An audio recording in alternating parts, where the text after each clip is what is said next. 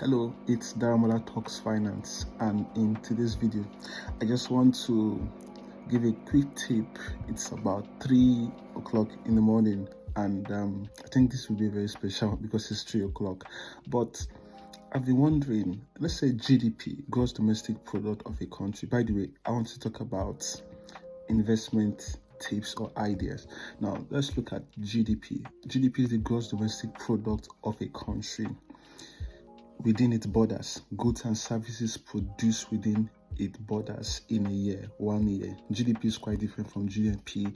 For GDP is produced within the borders of the country. So you might be foreigner, but as long as you're in that country, that is part of the GDP. But for GNP, including GNP is for the citizens that are even abroad. So if you're abroad, whatever your company is producing is added to the GNP.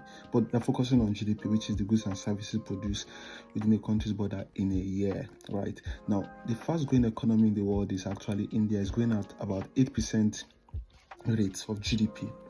Now, GDP is like a metric to which we also gauge the performance of a country. If you see the GDP of America, China, Brazil, and all those countries, you describe that they are actually very high than that which we have in maybe less developing countries. That's because they are performing well, the economy is performing well, and the stock market of those countries are also performing well.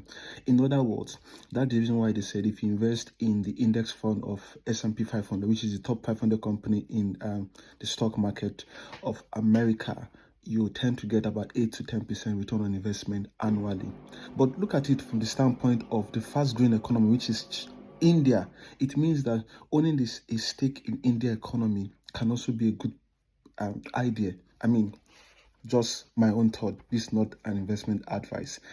You should do it to make your research for you to actually take an action. But maybe you should go and look at the Indian stock market or the index tracker in India, and let's just see the performance of how it is compared to America, compared to China, compared to Germany, compared to UK, and just make a guess if that would be a good idea to look at investment, because you can actually invest in the whole world and you can take advantage of emerging market to invest in emerging market.